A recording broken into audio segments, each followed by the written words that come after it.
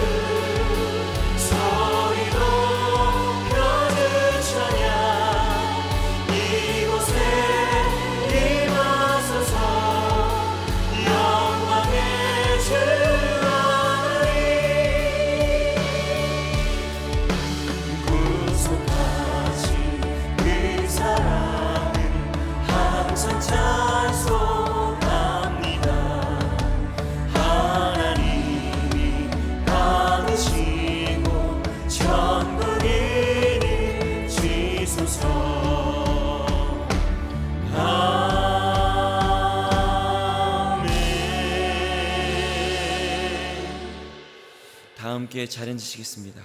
이 시간 기도하실 때 우리를 대표해서 정혜경 집사님 대표 기도해 주시겠습니다. 항상 우리의 주위에서 살아계신 하나님, 감사와 영광을 올려드립니다. 날마다 우리의 영혼을 소생시켜 주심에 감사함으로 살아가면서도 관계의 불편함으로 뜻하지 않은 상황과 무엇이 잘못되었는지 지나칠 때도 있는 것 같습니다. 하나님의 시선으로 주변 사람들을 바라보며 온전히 용서하여 주시옵소서. 우리의 생각과 의지로 기도하고 우리의 것을 이루어 나가게 해달라고 하는데 회개합니다.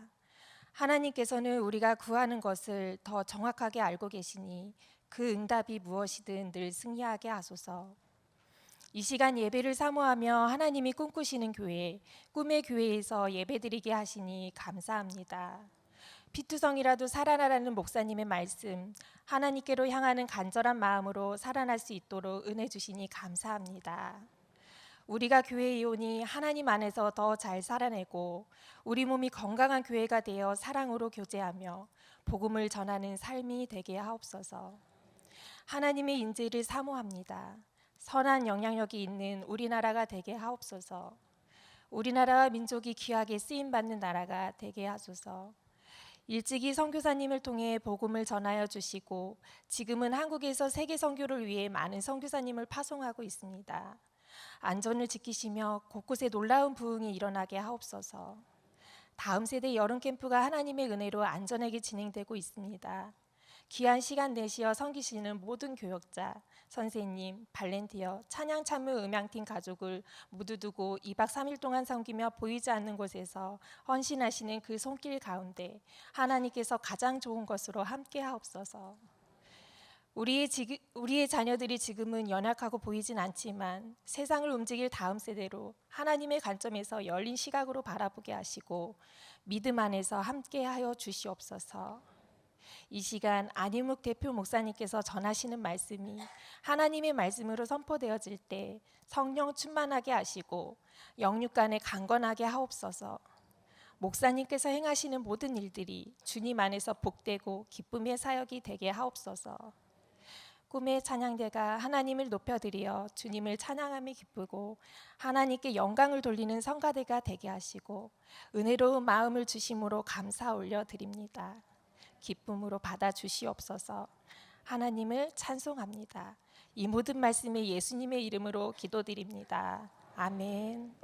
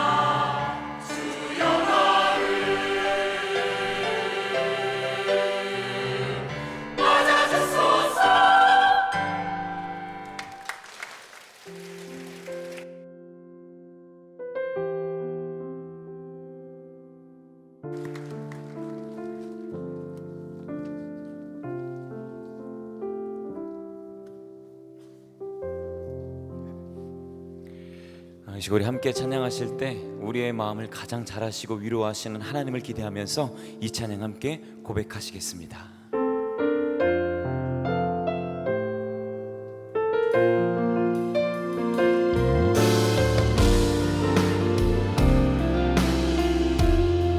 마음이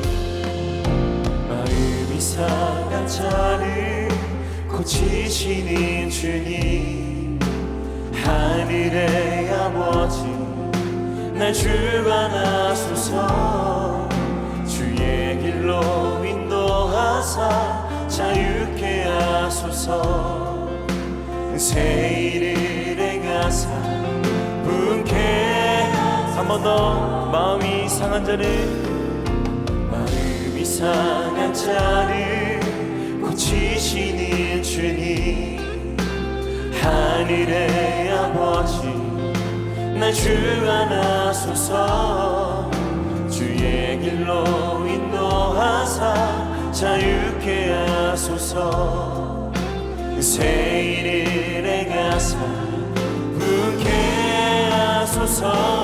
의에 줄이고 목이 마르니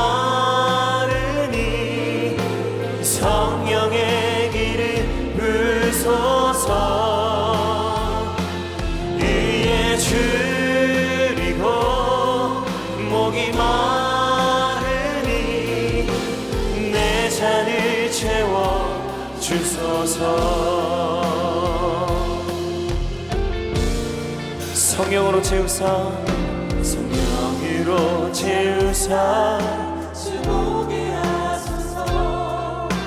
주의 임재 속에 은혜 알게 하소서. 주 뜻대로 살아가니 세상 끝날 나를 믿으시고 새날 열어주소서. 의에 줄이고 목이 마르니 성령의 길을 부소서. 의에 줄이고 목이 마르니 내 잔을 채워. 한 번 더. 의에 줄이고 의에 줄이고 목이 마르니 성령의 길을 부소서. 의에 줄이고 우리를 위로하시며 우리를 살리시는 그 하나님의 말씀을 향하여 나아갑니다. 주 말씀 향하여, 주 말씀 향하여 달려가리라. 힘도하니 능도하니 오직 성령으로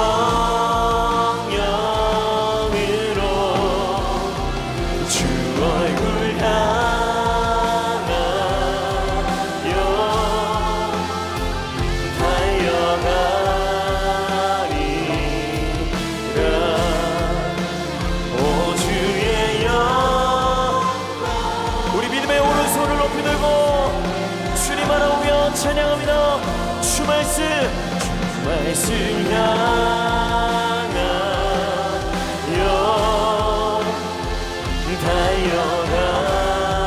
달려가니 우리의 힘도 아니 우리의 능력도 아니 오직 성령으로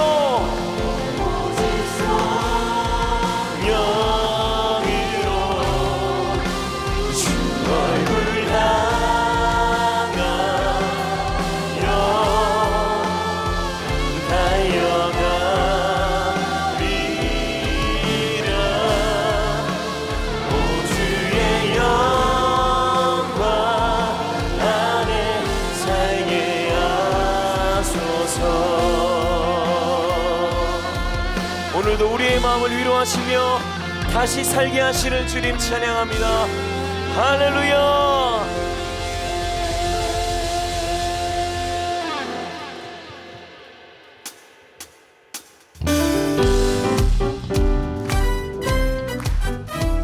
우리가 약속하신 주님의 말씀 의지하면서 우리 함께 찬양하겠습니다. 할렐루야.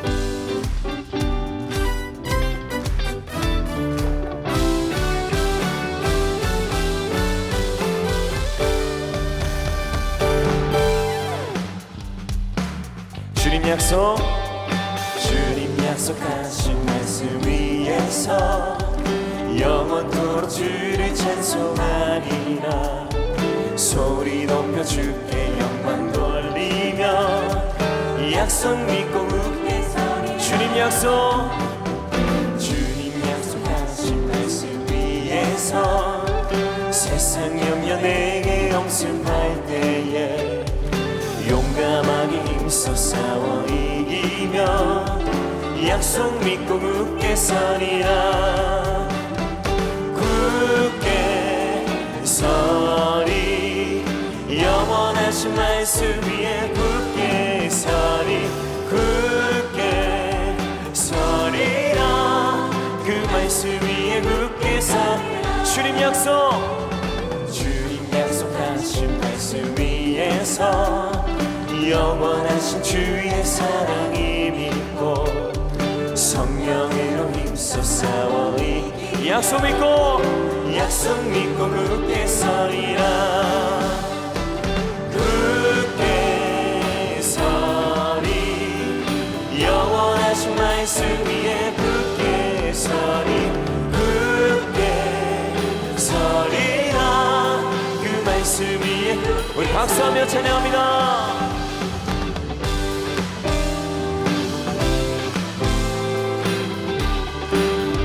사절 찬양합니다. 주님 약속하신 말씀 위에서 성령 인도하는 대로 해가며 주님 품에 그 약속 믿고 굳게 서리. 굳게 서리.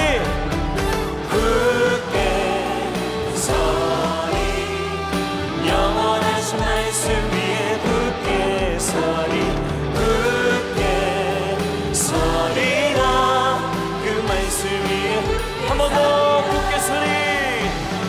굳게 서리 영원하신 말씀 위에 굳게 서리. 굳게 주님 의지하면서 한 번 더 굳게 서리. 굳게 서리 영원하신 말씀 위에 굳게 서리. 굳게 서리라. 그 말씀 위에 굳게 서리. 그 말씀 위에 굳게 서리. 그 말씀 위에 굳게 서리라. 할렐루야. 우리를 영원토록 지키시며 함께 하시는 주님 찬양합니다. 할렐루야.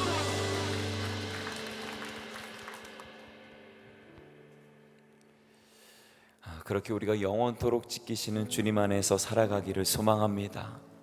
우리는 힘이 없고 또 능력이 없지만 주님을 의지할 때에 하나님의 은혜가 우리를 살피시며 지키시는 줄로 믿습니다. 그 하나님의 은혜를 구하면서 우리 이 찬양 한 번 더 고백하시겠습니다.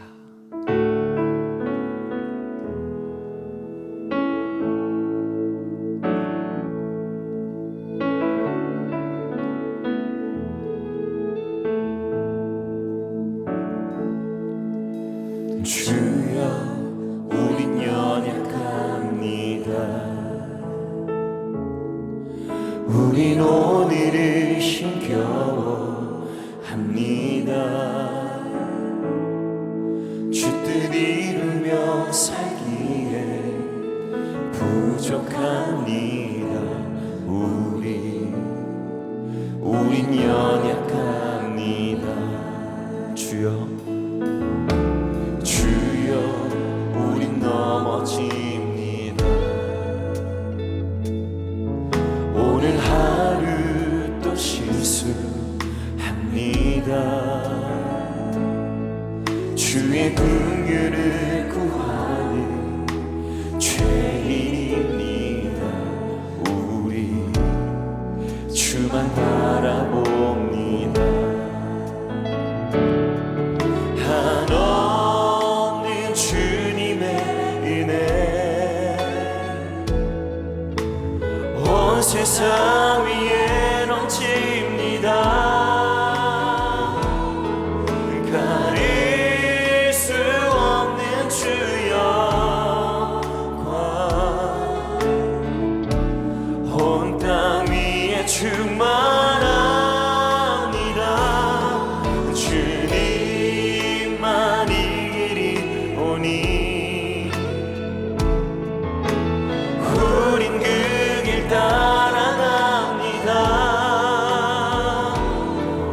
그날에 우리를 이루신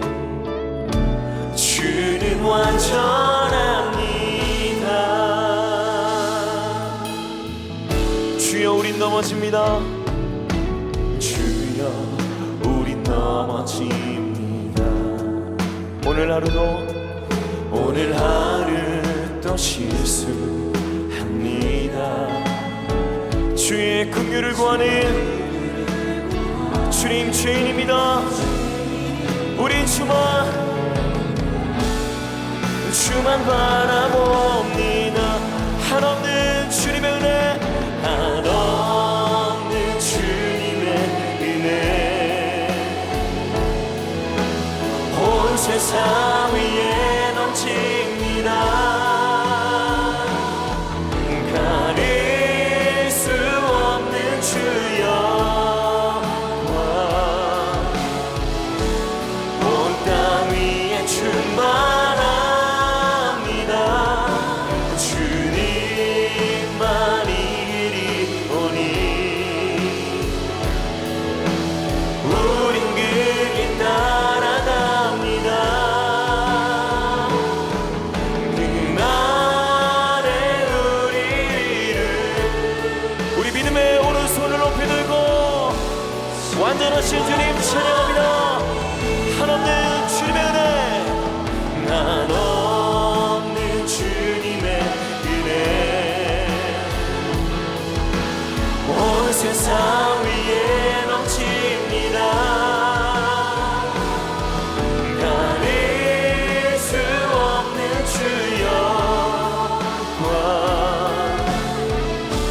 온 땅 위에 충만합니다. 주님만이 이리오니 우린 그 길 따라갑니다. 그날에 우리를 이 시간 주실 말씀 기대하며 우리 전심으로 함께 기도하겠습니다. 기도합니다. 주님만이 이리오니 우린 그 길 따라갑니다. 그날에 우리를 주는 완전합니다.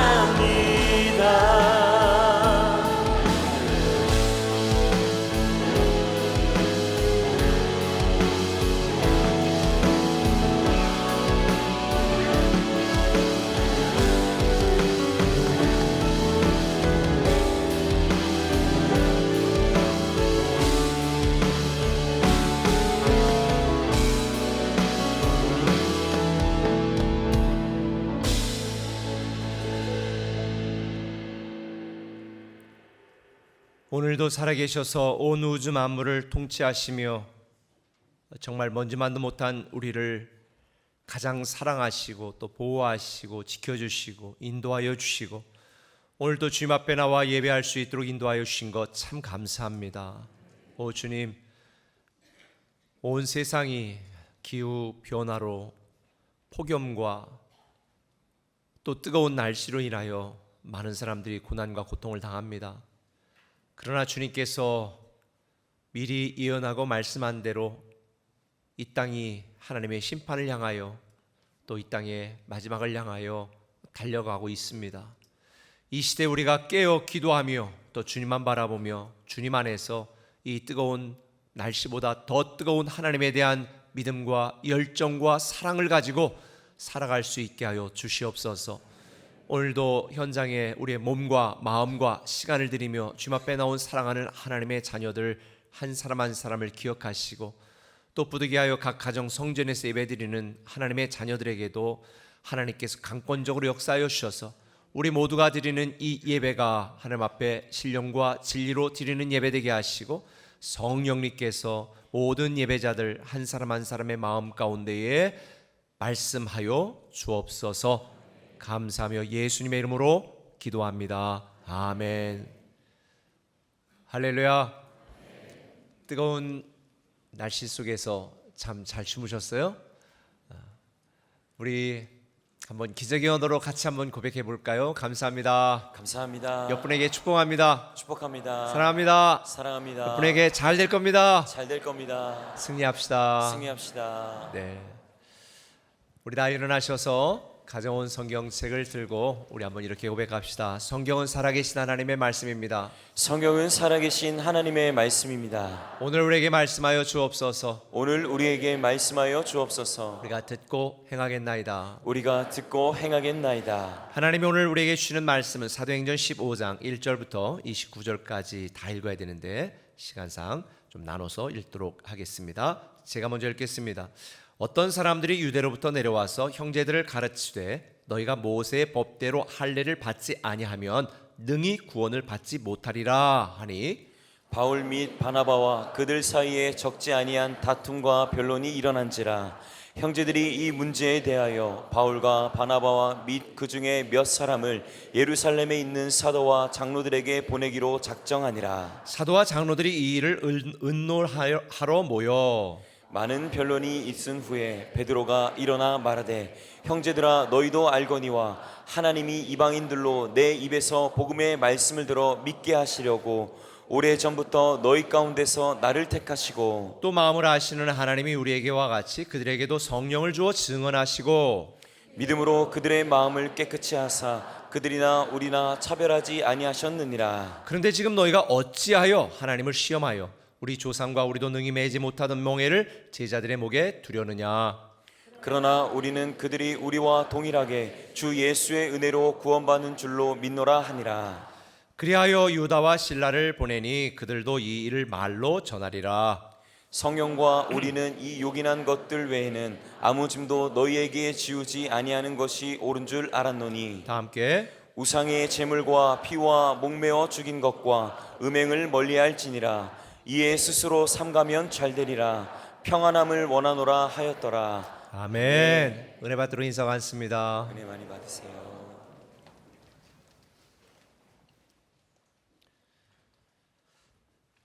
우리는 인생을 살면서 참 크고 작은 많은 문제들을 만납니다.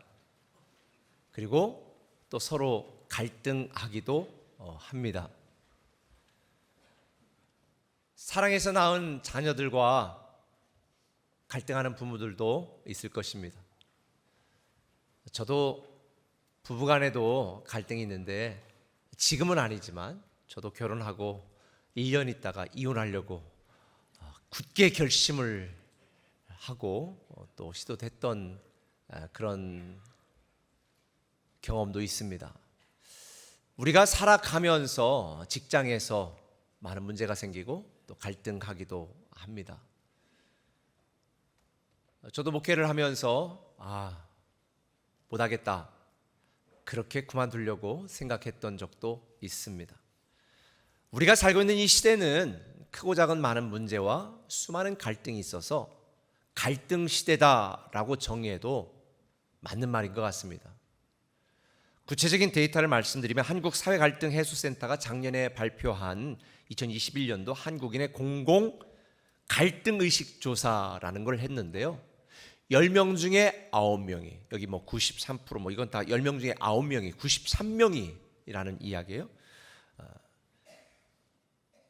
거의 10명 중에 9명이 우리 사회에는 심각한 갈등이 있다. 직장의 갈등, 지역 갈등, 여야 갈등, 사회적인 갈등, 심지어 교회 안에서도 많은 갈등과 문제가 있습니다. 제가 양육을 하다 보니까 교회에서 상처받아서 신앙생활 안 하는 부모를 위해서 기도 부탁하는 정말 간절한 자녀의 마음 아픈 이야기도 들었습니다. 왜 우리는 우리가 꿈꾸는 그런 교회가 되지 못하고 왜 교회에서도 문제가 생기고 갈등이 있을까? 이유는 간단합니다.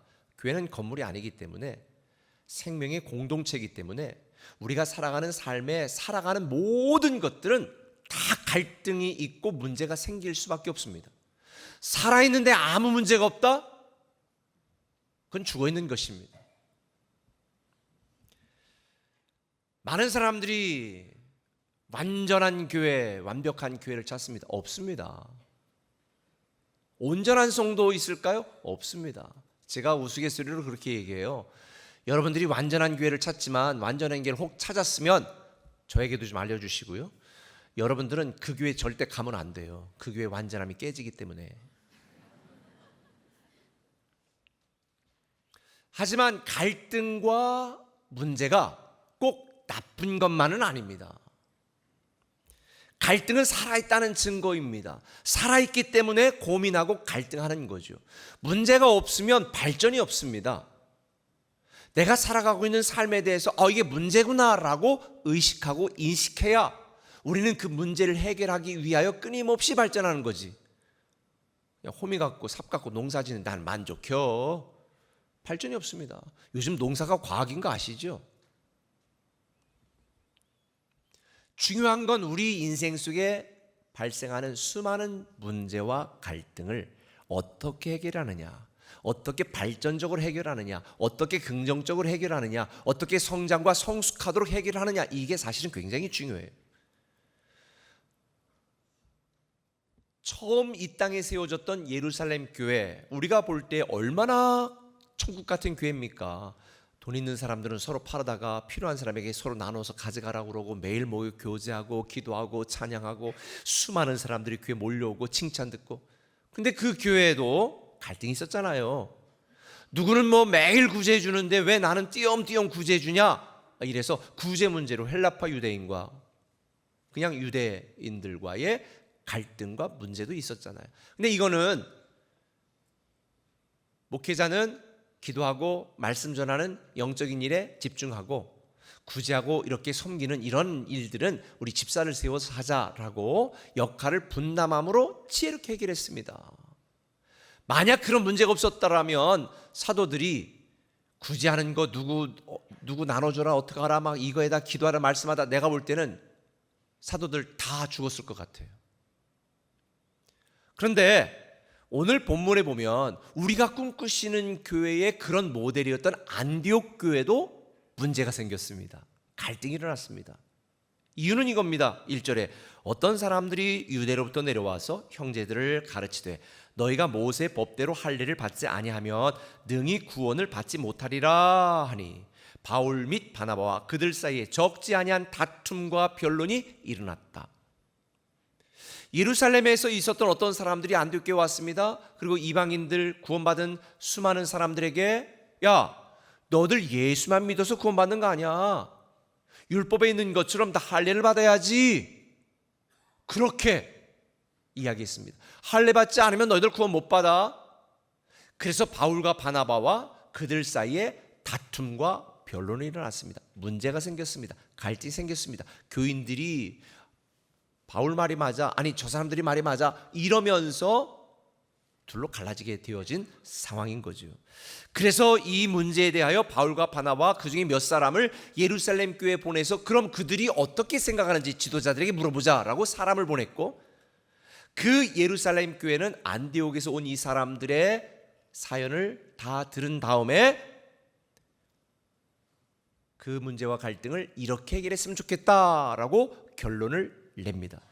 저는 우리 인생에 문제가 생기고 또 교회 갈등이 생겼을 때 어떻게 처리하고 해결하고 반응해야 될 것인가를 오늘 본문을 통해서 배우게 되는데, 그 첫 번째는 중요한 원리는 이겁니다. 말씀을 기준으로 판단하라는 것입니다. 뭐를 기준으로? 말씀을 기준으로 판단하라는 거예요. 오늘 7절에 보니까 많은 변론이 있은 후에 베드로가 일어나 말하되 형제들아 너희도 알거니와 하나님이 이방인들로 내 입에서 복음의 말씀을 들어 알게 하시려고, 말씀을 들어 믿게 하시려고, 말씀을 들어서 구원을 얻게 하려고 오래전부터 너희 가운데 나를 택하시고 그렇게 말씀하셨다. 그러니까 이 베드로가 이 교회 안에서 있었던 성도들과의 문제와 갈등을 해결하는 첫 번째 방법은 말씀을 기준으로 판단하는 거예요. 말씀을 기준으로 진단하는 것입니다. 사실 베드로도 유대인이었습니다. 얼마든지 다른 유대인들처럼 율법을 따라서 판단할 수 있었습니다. 본래 베드로가 처음부터 말씀을 기준으로 판단한 게 아니에요.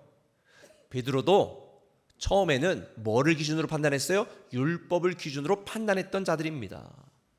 그런데 하나님의 말씀을 듣고 깨달은 뒤에 베드로는 우리 인생에 우리가 지금까지 믿어왔던, 우리가 지금까지 알고 있었던, 우리가 지금까지 지켜왔었던 이 율법을 기준으로 우리가 판단하면 안 되겠구나, 하나님이 주시는 말씀을 기준으로 판단했구나 라고 하는 생각을 갖게 되는 거죠. 그래서 이 예루살렘 교회에서 이에 대한 여러 많은 변론과 토론이 있은 뒤에 베드로는 이렇게 이야기합니다. 9절 같이 한번 읽겠습니다. 시작. 믿음으로 그들의 마음을 깨끗이 하사 그들이나 우리나 차별하지 아니하셨느니라. 그런데 지금 너희가 어찌하여 하나님을 시험하여 우리 조상과 우리도 능히 매지 못하던 멍에를 제자들의 목에 두려느냐. 그러나 우리는 그들이 우리와 동일하게 주 예수의 은혜로 구원받는 줄로 믿노라. 아멘. 베드로는 명확하게 말하는 거예요. 야, 우리가 율법을 지키고 할례를 받는다고 구원받는 게 아니야. 믿음으로 구원받는 것이고, 하나님은 유대인이나 이방인이나 차별하지 않아. 그래서 11절에 뭐라고 말하는 거예요? 우리는 그들이, 이방인들도 우리와 유대인들과 동일하게 주 예수의 은혜로 구원받는 것이지, 할례를 받는다고 구원받는 거 아니야. 율법을 지킨다고 구원받는 거 아니야. 말씀을 기준으로 판단합니다. 여기는 베드로의 주장을 간략하게 요약하면 이런 것입니다. 복음의 조건은 없다. 믿음으로 차별 없이 구원하신다. 민족, 외모, 지위, 신분, 재력, 학벌, 이걸 보고 하나님이 구원하는 것이 아니라 아무런 차별 없이 오직 믿음으로 말미암아 구원을 주시는 것이다. 할렐루야. 이게 우리에게 복음입니다. 우리가 율법을 지키고 선한 행실을 하여야 구원받는 것이 아니라 믿음으로 구원받는 것. 당시 유대인들은 선민의식을 갖고 있었어요. 그리고 우리는 하나님이 택한 백성이라고 하는 것에 대한 표가 뭐냐면 할례예요. 할례. 그래서 유대인들은 할례 받지 아니한 이방인들을 부정하게 취급하고 그들과 접촉을 금지했습니다. 사실 저는 왜 이렇게 하나님이 할례를 또 율법을 다른 민족들과의 혼인을 자꾸 이렇게 하나님이 막으셨는가? 여러분 생각해 보세요. 이스라엘 사람들이 자기들끼리 선민의식을 가지고 이렇게 자기들끼리 혼인하고 자기 이스라엘 민족의 유대인의 혈통과 이 순성을 유지하지 않았더라면, 이런 하나님의 말씀, 이 율법을 따라 살지 않았더라면 2000년이 지난 뒤에 이스라엘 민족들은요 다 흩어지고 흔적도 없었을 거예요. 근데 그들은 어느 나라를 가든지 늘 나는 유태인이야, 나는 선민이야 라는 의식을 갖고 살았기 때문에 성경에 예언한 대로 2000년이 지났던 1940 몇 년인가요? 5년인가? 그때 7년인가? 그때에 다시 성경 예언대로 이스라엘에 회복되어지게 되고 그들을 통한 하나님의 역사가 이루어지는 것을 보게 됩니다. 그런데 이 예수님 당시에 이 유대인들은 이 율법을 기준으로 할례를 받고 율법을 지켜야 된다라고 하는 선민의식을 갖고 있어서 아시리아와 유대인들의 혼혈족 속으로 살고 있었던 사마리아 지방은 지나가지도 않았습니다. 그쪽을 통과하여 윗지방으로 가야 되는데 디귿자로 이렇게 삥 돌아갔어요. 그래서 예수님이 사마리아 지방에 가서 사마리아 여인에게 물 달라고 말한 것은 정말 충격적인 사건이었어요. 이런 상황에서 유대인들은 당연히 예수를 믿어도 할례를 받아야 된다라고 주장하고 있었을 때에 베드로는 뭐라고 말하는 거예요? 복음에는 아무 조건이 없다. 하나님은 차별 없이 믿음으로 구원하신다. 할렐루야. 이게 복음이고, 그래서 두 번째 베드로가 강조하는 게 뭐예요? 주 예수의 이런 은혜로 구원받는다. 그러니 이런 하나님의 은혜에 아무것도 더하지 말라. 어떤 분이 몇 주 전에 끝나고 가면서, 목사님 은혜로 구원받아요? 1%도 섞이면 안 되나요? 그러니까 1%도 우리가 좀 노력은 해야 되지 않을까요? 아니에요. 0.00001%도 우리의 노력과 우리 행위가 들어가면 거래입니다. 100% 은혜입니다. 순도 100%. 저와 여러분은 하나님의 이런 은혜로 구원받았기 때문에 이 은혜에 감사하여 감사로 예배드려야 되는 거예요. 할렐루야. 교회 안에서도 왜 문제가 생깁니까? 자기 교파적인 어떤 주장을, 제가 지난주에 얘기했던 것처럼 오순절 신앙을 갖고 뜨겁게 기도하는 분들, 또 보수적인 아주 저 고신측의 이런 분들, 여러분 자기 교파적인 주장을 갖고 판단하면 안 돼요. 뭘 갖고 판단해야 돼요? 말씀을 기준으로 판단해야 돼요.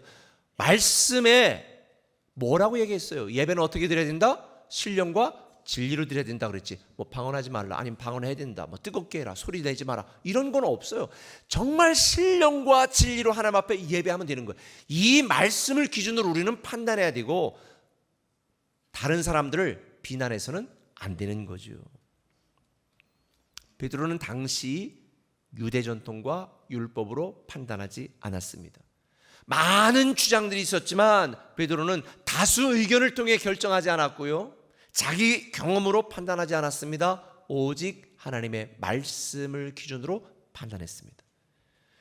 이런 베드로의 말을 듣고 당시 예루살렘 교회의 담임 목사격이었던 이 의장이었던 야고보 사도가 아니고 예수님의 형제였던 야고보를 의미해요. 이 야고보가 일어나서 이렇게 결론을 내고 제안을 합니다. 사도행전 15장 15절, 선자들의 말씀이 이와 일치하도다. 기록된 바 이후에 내가 돌아와서 다윗의 무너진 장막을 다시 지으며 또 그 허물어진 것을 다시 지어 일으키리니. 17절부터 여러분 읽어요. 시작. 이는 그 남은 사람들과 내 이름으로 일컬음을 받는 모든 이방인들로 주를 찾게 하려 함이라 하셨으니, 즉 예로부터 이것을 알게 하시는 주의 말씀이라 함과 같으니라. 이것은 아모스 9장 11절에 나오는 말씀인데요, 아모스 선자가 뭐라고 예언했냐면 너희들이 다 이런 죄악으로 말미암아 이스라엘이 흩어질 것이다. 그러나 하나님께서 다시 이스라엘을 회복시키시고 다시 무너진 다윗의 장막을 세우실 터인데, 그 이유는 남은 사람들과 내 이름으로, 하나님의 이름 곧 임마누엘 예수의 이름으로 일컬음을 받는 모든 이방인들로 하여금 주를 찾고 믿게 하기 위함이다. 이렇게 말하면서 야고보가 말하는 거예요. 예로부터 이것을 알게 하시는 주의 말씀, 이것과 일치한다. 이게 주의 말씀이다. 그러니까 야고보도 뭐를 갖고 판단한 거예요? 말씀을 기준으로 판단한 거예요. 그래서 야고보는 할례를 받느냐 받지 않느냐, 이건 아무런 문제도 되지 않는다. 하나님은 모든 이방인들이 다 믿음으로 말미암아 은혜로 구원받기를 원하신다. 이렇게 딱 결론을 내는 거예요. 근데 오늘날 교회 안에 왜 문제와 갈등이 일어날까요? 사실 사람들이 모이는 자리에는 문제가 생기고요, 우리가 직장이나 가정이나 신앙생활 하면서 다 살아있기 때문에 갈등할 수밖에 없어요. 그런데 그 갈등하고 문제가 생기는 결정적인 가장 근본적인 이유가 뭔지 아세요? 자기 주장, 자기 지식. 어떤 분이 그런 얘기를 해요. 나는 옳은 소리만 한대. 바른 소리를 하기 때문에. 바른 소리는 뭔 바른 소리야? 옳은 소리는 무슨 옳은 소리야? 자기가 하나님이야? 자기가 의인이야? 여러분, 세상은요 기준이 그 사람 중심으로 돌아가는 게 아니에요. 말씀은 캐논, 진리라는 뜻이거든요. 그러면 이 땅에 내가 바른 소리지만 다른 사람에게는 짜증나는 소리일 수 있는 거예요. 나는 옳은 소리지만 다른 사람 볼 때는 웃기는 소리가 될 수도 있는 거예요. 그런데 오늘날 교회 안에서 자기 주장, 자기 경험, 자기 전통을 가지고 맞다 틀리다, 이래 된다 저래 된다, 그러니까 문제가 생기는 거예요. 부부도 마찬가지잖아요. 그래서 부부 생활하는데 여러분들이 정의를 새로 내려야 되는 게 틀린 것이 아니라 다른 것이다 라고 정의하지 않으면 너는 생긴 게 왜 그따위야, 너는 왜 이래, 늘 비난할 수밖에 없어요.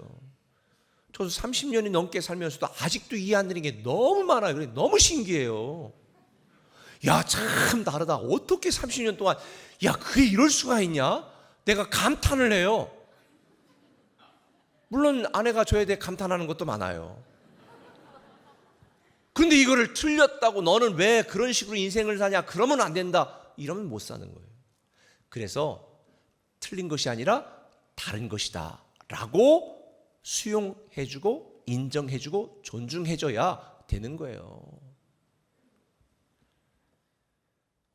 오늘날 많은 사람들이 답답한 환경으로 인해 생기는 괴로운 감정과 사단이 주는 낙심을 판단의 기준으로 삼기 때문에 문제가 생기고 갈등이 발생해요. 교회도 마찬가지예요. 예전 교회에서는 안 했는데, 우리 부모님이 이렇게 안 했는데, 옛날 목사님이 이렇게 안 했는데, 그럼 그 교회로 가셔야 되는 거예요. 교회 안에서도, 가정 안에서도, 우리가 인생 안에서도 모든 문제나 갈등이 일어날 때 우리는 내 기분, 내 감정, 내 생각, 내 경험, 내 전통으로 판단하는 게 아니라 뭐를 기준으로? 말씀을 기준으로 판단해야 되는 거예요. 옳고 그름을 가늠하는 잣대는 여러분의 감정이나 여러분의 지식이나 경험이 아니에요. 말씀이 기준이고 말씀이 중심이에요. 그래서 세상 사람들의 말과 사람들의 소견을 따르는 것이 아니라, 자기 소견을 따르는 것이 아니라 여러분을 책임지시는 하나님의 말씀을 따라야 돼요. 우리가 망하는 이유, 우리가 무너지는 이유, 우리가 슬프고 괴롭고 답답한 이유, 사람들의 소견을 따르기 때문에, 내 소견을 따르기 때문이에요. 교회 머리는 예수 그리스도입니다. 그래서 우리는 교회의 머리 되신 예수 그리스도의 말씀과 뜻과 기대와 지시에 순종해야 되는 것이지, 교회 안에 와서도 자꾸 자기 주장하는 것은요, 영적 장애예요. 전 그렇게 생각해요. 왜냐하면 제가 지난번 말했잖아요. 내가 머릿속으로 지금 야, 설교할 때는 좀 품위 있게 이렇게 설교해야 돼. 그런데 이 손이 혼자 계속 막 팔이 잡는 것처럼 나는 가만히 있으라니까. 그런데 계속 이러면 어떻게 되겠어요? 이 장애인 거예요. 교회 안에서도 마찬가지예요. 교회 머리 되신 예수 그리스도의 말씀을 기준으로 판단하고 따르고 순종해야 되는 것이, 자꾸 자기 주장하는 것은 영적인 장애라니까요. 그래서 주님이 뭐라고 말했어요? 그리스도 예수 안에서는 오직 뭐만 있느니라? 예만 있느니라.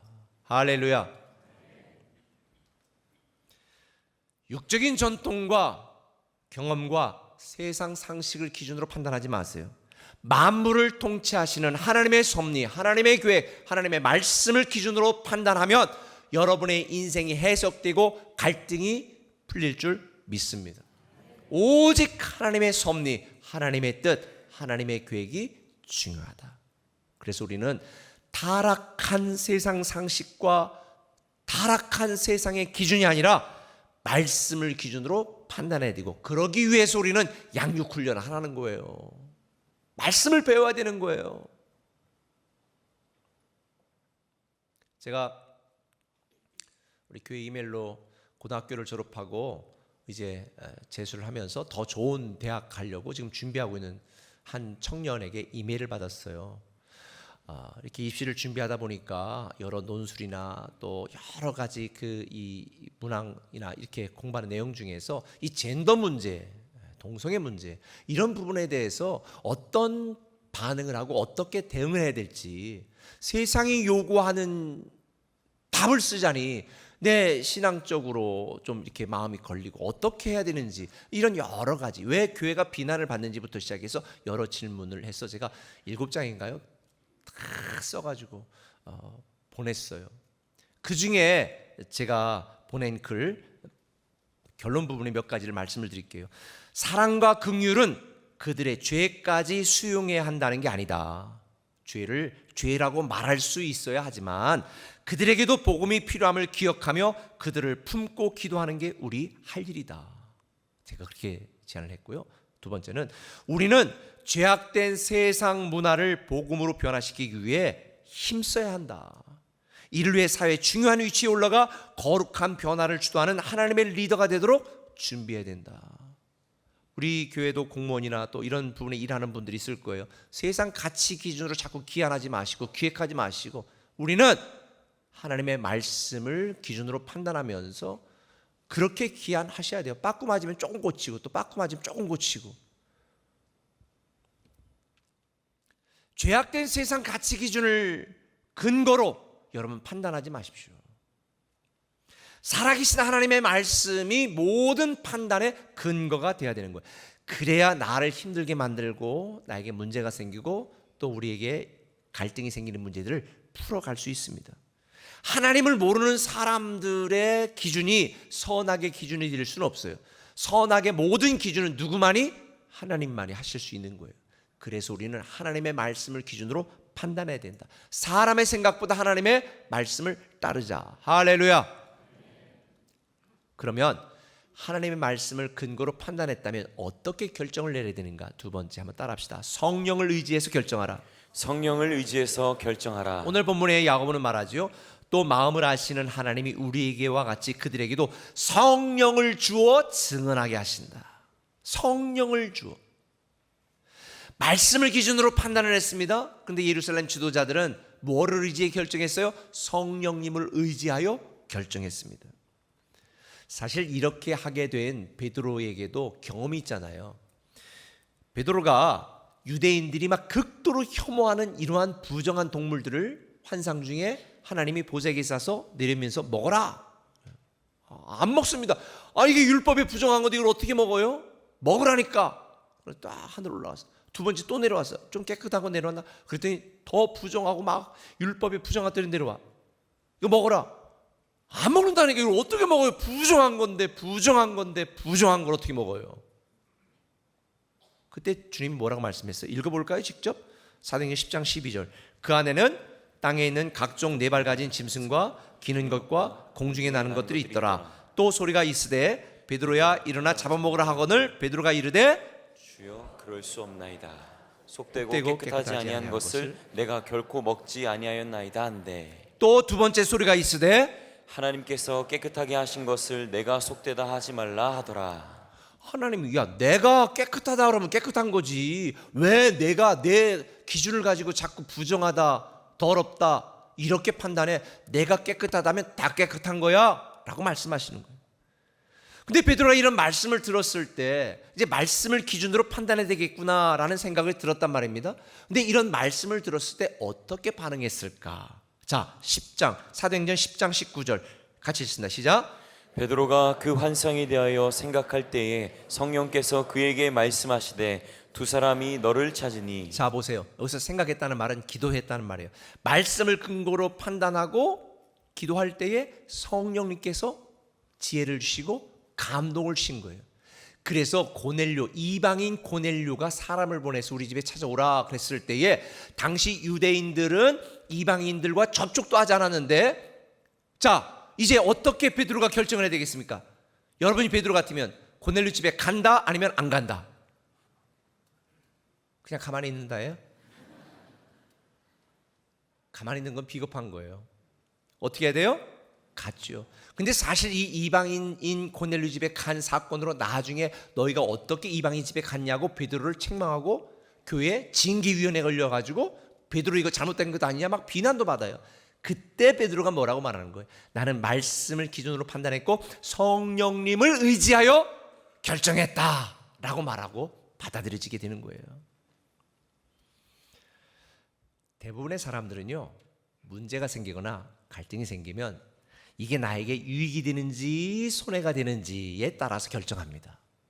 그것이 옳고 그름 그것에 대하여 결정하는 분들은 많지 않고요 내게 불리한지 유리한지 내게 좋은지 나쁜지 내 이미지에 해가 되는지 해가 되지 않는지 이걸 기준으로 판단하는 경우가 많아요. 옛날에 우리 조상들이 가만히 있으면 중간은 간다는 잘못된 말 때문에 가만히 있는 분들도 많아요. 비겁한 거예요. 이거는 결정을 내려야 돼요. 리더가 왜 힘든 줄 아세요? 결정을 내려야 되니까. 결정을 내리지 않고 남이 내리는 결정에 안주하여 살아갈 수 있다면 세상 속 편하죠. 여러분들이 담임 목사님 저를 볼 때 뭘 속 썩는 게 있다고 자꾸 힘들다고 그러시니 이해가 안 되죠. 여러분이 최종 결정권자가 돼보세요. 내가 내리는 결정으로 성도들이 이럴 수도 있고 저럴 수도 있고 내가 내리는 결정에 의해 교회 미래가 이럴 수도 있고 저럴 수도 있고 이 압박감은 엄청나거든요. 그런데 우리는 문제가 생겼을 때 갈등이 생겼을 때 그래서 적당히 타협하는 경우가 많습니다. 그런데 성도는 말씀을 기준으로 판단했으면 나에게 유불리에 관계없이 성령님의 의지에, 성령님이 감동을 주시는 대로, 성령님이 지혜를 주시는 대로, 성령님이 말씀하시는 대로 우리는 어떻게 돼요? 순종하고 결정해야 됩니다. 그러면 하나님이 책임져 주시는 거예요. 그래서 예루살렘 교회는 이렇게 결정했습니다. 성령과 우리는, 지금 누구와 우리는? 성령과 우리는 이 요긴한 것들 외에는 아무 짐도 너에게 지우지 아니하는 것이 옳은 줄 알았다. 그러니까 야고보가 이렇게 말하는 거예요. 너희들에게 구원은 100% 은혜이기 때문에 할례 받지 않아도 구원받는다. 하나님은 차별 없이 구원하시기 때문에. 그러나 내가 몇 가지 아주 요긴한 것 몇 가지는 영적으로 제한한다. 왜 그렇게 했을까요? 28절에 보니까 성령과 우리는 이 요긴한 것 외에는 이라고 말하는데, 요긴한 것은 부득이하게 불가피한 것들, 이들이 이렇게 불가피한 부득이한 몇 가지 제한을 하고 그 제한은 너희들이 받았으면 좋겠다라고 말하면서 구원에는 조건이 없다, 차별이 없다고 말한 이 제한이 뭘까? 29절 나옵니다. 같이 읽어볼까요? 시작. 우상의 제물과 피와 목매워 죽인 것과 음행을 멀리할지니라. 이에 스스로 삼가면 잘되리라. 평안함을 원하노라. 예. 그러니까 야곱은 뭐라고 말하냐면 할례 받을 필요 없다. 그러나 우상의 제물을 먹는 것과 피를 먹는 것과 목매어 죽는 것을 먹는 것과 음행은 멀리하는 게 좋겠다라고 네 가지를 제안을 합니다. 왜 그렇게 했을까요? 성도들의 유익과 복음의 확장을 위해서입니다. 야고보는 왜 이렇게 하면 좋겠는지 그 이유에 대해서 말하는 거예요. 사도행전 15장 21절, 이는 예로부터 각성에서 모세를 전하는 자가 있어 안식일마다 회당에서 그 글을 읽음이라. 왜 이렇게 권면했냐면 당시 유대인들은 이 네 가지를 율법 중에서도 가장 극도로 혐오했어요. 하나님이 피채 먹지 말라 그래서 피 먹는 것부터 시작해서 뭐 우상의 제물과 막 목매어 죽은 것과 이런 것들을 하나님이 너무 싫어하니까 그거는 안 했으면 좋겠다. 왜? 회당에 와서 말씀을 읽는 유대인들이 많은데 그들에게 복음을 전하도록, 그들이 율법과 관계없이 복음을 좀 빨리 받아들이도록 이렇게 제안을 한 거예요. 그러니까 한마디로 말하면 믿음으로 구원받는다. 그러나 믿음 위에 뭐를 세워라? 덕을 세우라는 거예요. 예를 들자면 이런 거죠. 쉽게 설명하면 우리 교회 다니는 분들 술 담배 거의 안 하잖아요. 뭐 지금 하시는 분들도 있으시겠지만 뭐 제가 마음의 평안을 드리면 술 담배 한다고 지옥 가는 건 아니에요. 그러나 오늘 이 야고보가 말한 것처럼 한국에서 왜 술 담배를 그렇게 하지 못하게 하느냐? 처음에 선교사들이 왔을 때 농사 짓는 분들이 겨울에 맨날 고스톱 치고 도박하고 술 먹고 담배 피고 애들까지 이러니까 이건 안 되겠다. 그래서 우리 기독교들은 이런 거 하지 말자, 하지 말아라 라고 명령했고, 그것이 교회 다니는 분들은 당연한 문화가 된 거예요. 그래서 내가 말하잖아요. 정 피고 싶으면 화장실 가서 혼자 펴라. 근데 그렇게 꼭 피고 싶겠냐? 이거는 믿음의 문제가 아니라 무슨 문제예요? 덕의 문제고 건강에 대한 문제다라고 말씀을 하는 거예요. 제가 이 말하면 또 오해, 이제부터 그럼 뭐 맘대로 해도 되겠네. 들을 귀 있는 자는 들을지어다. 지금 야고보가 그걸 말하는 거예요. 너희들이 은혜로 믿음으로 말미암아 구원을 얻지만 우상의 제물을 먹는 것과 음행과 이런 것들은 유대인들이 극도로 혐오하는 것, 하나님이 싫어하는 것 안 하면 좋겠다. 저도 여러분 술 담배 안 했으면 좋겠어요. 네. 이렇게 제안하면서 야고보는 뭐라고 말하는 거예요? 이에 스스로 삼가면 잘 되리라. 평안함을 원하노라. 이렇게 하면 잘 될 거라는 거예요. 믿음 위에 덕을 세우는 일이 우리 그리스도인들에게 유익이 된다는 거죠. 실제로 이런 제안을 따라서 바울은 나중에 디모데를 데리고 선교 여행을 가려고 하는데, 디모데의 어머니는 유대인이지만 유대인들은 모계를 따라요. 그래서 엄마가 유대인이면 무조건 다 유대인이에요. 근데 아버지가 헬라인이었거든. 그런데 유대인들에게 복음을 전하러 가는데 유대인이 아닌 이방인이 와가지고 할례 받지 아니한 이방인이 와가지고 복음을 전하면 마음이 열려요, 안 열려요? 안 열리잖아요. 그래서 바울은 디모데에게 할례를 좀 받아라 라고 권면해요. 자, 사도행전 16장 2절 읽어볼까요? 시작. 디모데는 형제들에게 칭찬받는 자니 바울이 그를 데리고 떠나고자 할새 그 지역에 있는 유대인으로 말미암아 그를 데려다가 할례를 행하니 이는 그 사람들이 그의 아버지는 헬라인인 줄을 다 알미러라. 아멘. 바울은 디모데가 할례 받을 필요가 전혀 없다는 걸 알았어요. 믿음으로 구원받으니까. 그러나 유대인들을 더 많이 구원하고 복음을 전하는데 유익을 위해서 다 컸지만 너 할례 받는 게 좋겠다. 그래서 디모데가 할례를 받고 그 결과가 나옵니다. 16장 5절 시작. 이에 여러 교회가 믿음이 더 굳건해지고 수가 날마다 늘어가니라. 할렐루야. 그래서 우리 그리스도인들은 사도 바울의 고백처럼 내게 모든 것이 가나 내가 절제하겠다, 하지 않겠다 이렇게 말하는 거예요. 이제 술, 담배 안 해야 되겠죠? 네. 성령님의 인도하심을 따라 살면, 성령님의 인도하심을 따라 결정하면 이렇게 놀라운 결과가 생긴다는 거예요. 그래서 주님은 우리가 살고 있는 이 시대가 얼마나 악한, 이 동물의 왕국과 같은 이 시대인 것을 알았기 때문에 그리스도인들에게 이렇게 가르쳐 줍니다. 마태복음 10장 16절 내가 너희를 보냄이 양을 이리 가운데 보냄과 같도다. 이 세상 동물의 왕국이잖아 지금요. 그러므로 너희는 어떻게? 뱀같이 지혜롭고 비둘기같이. 네. 저는 이 말씀을 제 목회나 제 인생 속에 저는 굉장히 많이 적용을 했습니다. 비둘기처럼 순결해야 될 게 뭘까요? 복음과 진리와 말씀입니다. 우리는 이 복음과 말씀은 반석처럼 견고해야 됩니다. 바꿀 수 없어요. 흔들릴 수 없습니다. 그러나 이것을 전하고 나누고 살아가는 이 세상 속에 우리의 삶은 뱀처럼 지혜로워야 된다는 거죠. 그러니까 말씀은 견고하게, 말씀을 전하는 것은 파도를 타는 것처럼 유연하게. 그러니까 말씀을 기준으로 판단하되 성령을 의지해 결정하는 것. 굉장히 중요합니다.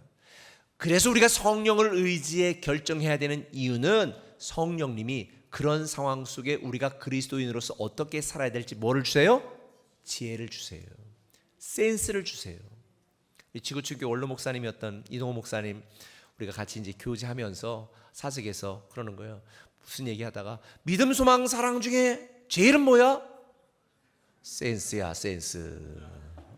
그때 제가 깨달았어요. 믿음, 소망, 사랑 중에 제일은 거룩한 센스라는 거예요. 이 말이 뭐예요?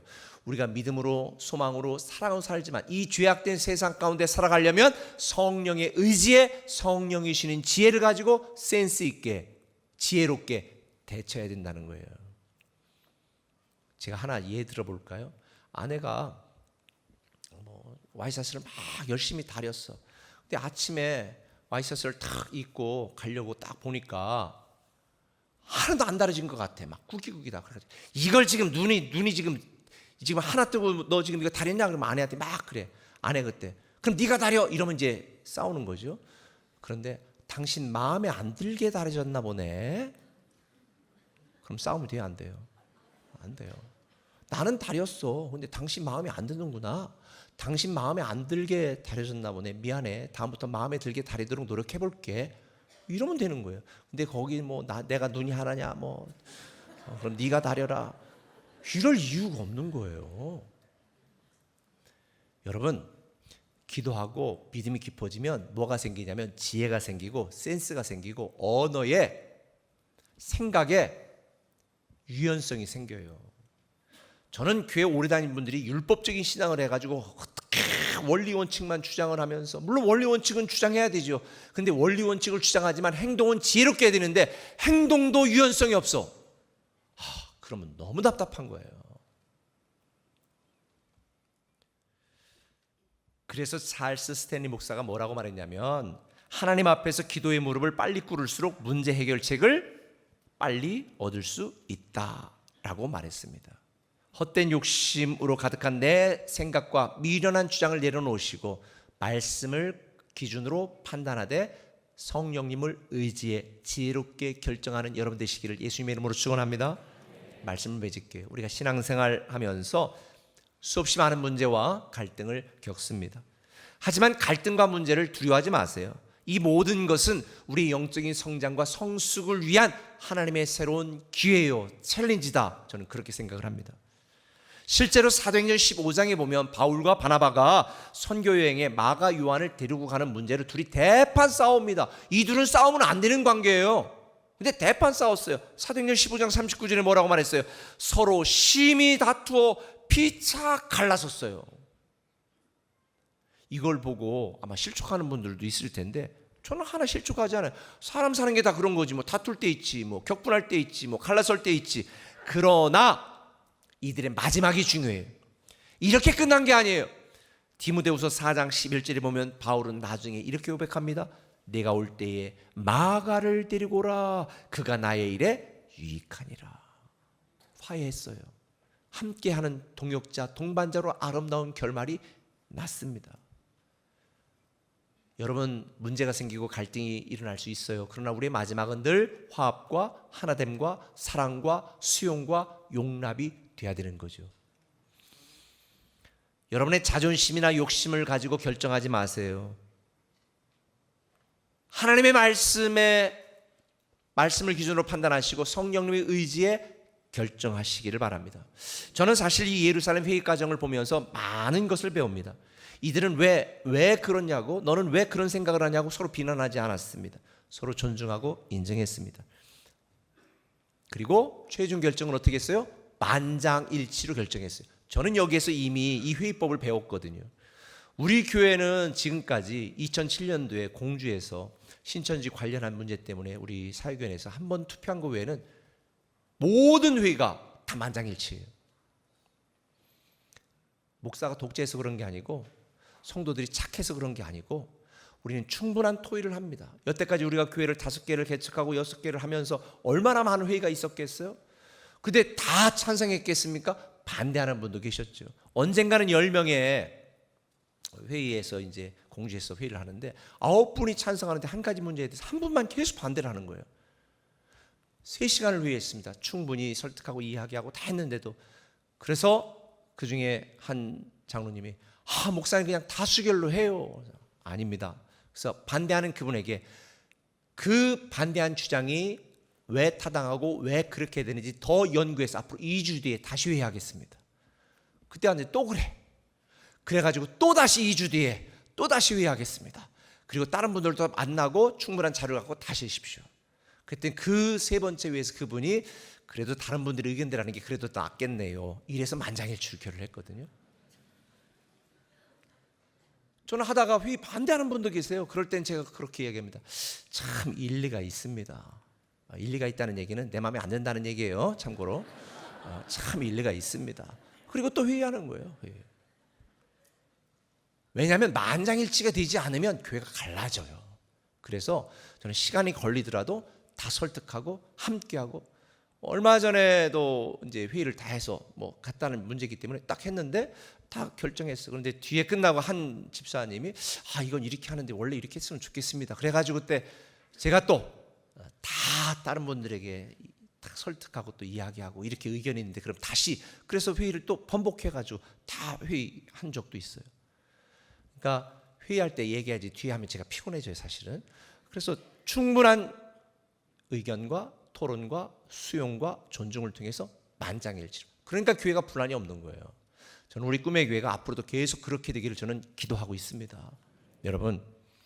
여러분에게 분명히 말씀드리는데 어떤 큰 문제가 와도 여러분 무너뜨릴 수 없고요. 어떤 갈등도 여러분을 쓰러뜨릴 수가 없어요. 왜냐하면 우리가 말씀으로 판단하고 성령을 의지해 결정하면 문제는 풀리고 갈등은 해결되게 되어 있기 때문이죠. 저는 여러분의 인생 속에서도 그렇게 되기를 예수님의 이름으로 축원합니다. 기도하겠습니다. 주님 안에서 우리는 하나입니다. 우리는 주 안에서 함께하는 형제 자매입니다. 하나님이 우리를 통해 계획하신 일들을 이루게 하시는 것을 기억하고 우리가 주 안에서 사랑으로 서로 수용하고 존중하고 인정하며 하나가 되어 어떤 문제와 갈등이 있더라도 우리가 기도함으로 말씀을 근거로 판단하고 우리가 성령을 의지해 결정함으로 합력하여 선을 이루는 그 놀라운 인생을 살아갈 수 있게 하여 주시옵소서. 오늘도 귀한 말씀 주셨사오니 이 말씀이 우리 인생에 정말 귀한 말씀 되게 하여 주옵소서. 예수님의 이름으로 기도합니다. 아멘. 네.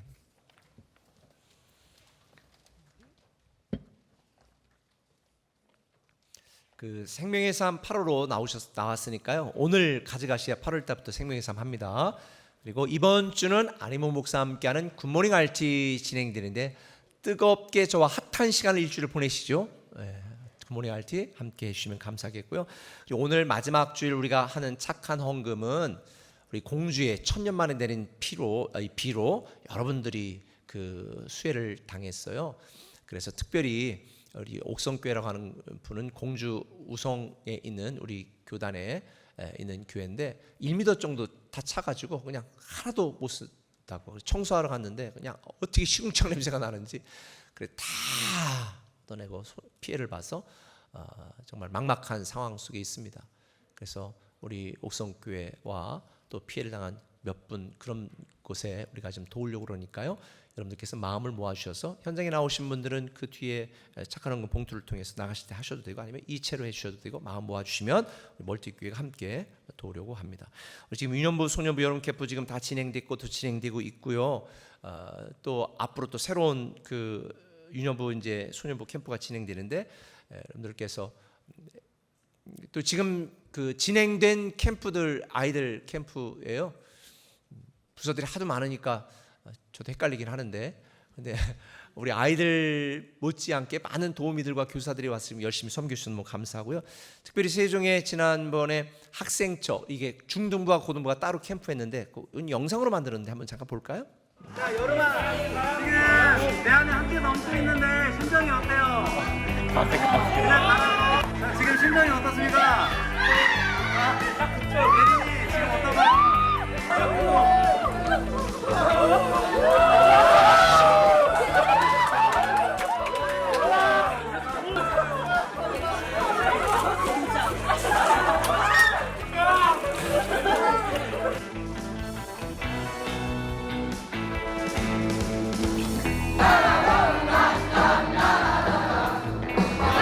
중등부 애들입니다.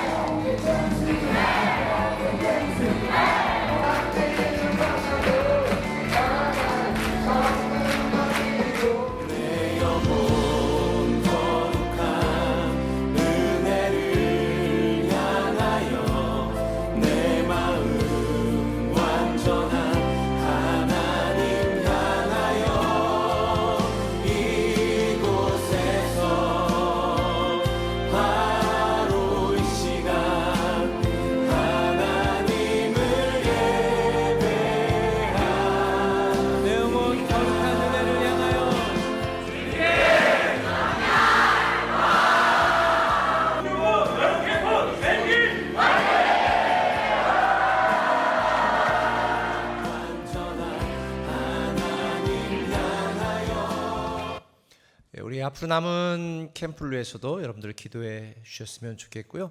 오늘부터 한 달 동안 21주간까지 목장 방학하는 동안에 주방 사역팀의 휴가입니다. 그런데 또 이렇게 교회 섬김이들을 위해서 샌드위치는 식당에서 우리 또 다른 팀들이 만들어서 이렇게 판매한대요. 이삭 토스트보다 더 맛있더라고 제가 먹어보니까. 섬김이들은 그 사용하시면 되겠고요. 그리고 한 가지 우리가 교회 오실 때 이쪽 단독주택 부지 근방에 이렇게 주차하시는 분들이 있잖아요. 우리 교회가 이렇게 구입했다 한 4개 정도 부지에 이렇게 세우시면 되는데 그쪽 근방에 황색선이 있는 데는 세우지 마세요. 황색선 있는 데다가 요런 황색선 있는 데 세우시면 찍어가지고 32,000원 과태료 물은 분들이 한두 분 또 계셔. 괜히 또 교회 왔다가 찍혔다고 이렇게 불편한 마음이 생길 수 있으니까 그런데 조심하시면 되겠습니다. 우리 다 일어나셔서 우리 찬양하고 예배 마칠 텐데 휴가 다니시면서 안전 특별히 유의해 주시기를 부탁을 드립니다.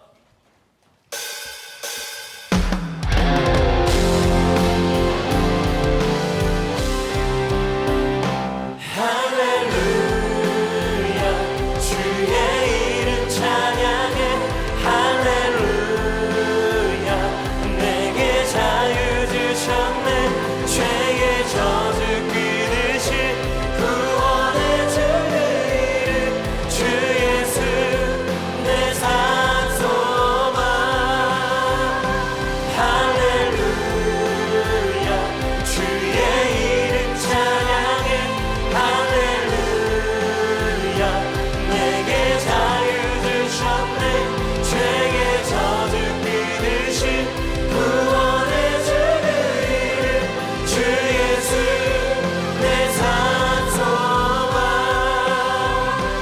주 예수 내 산소만.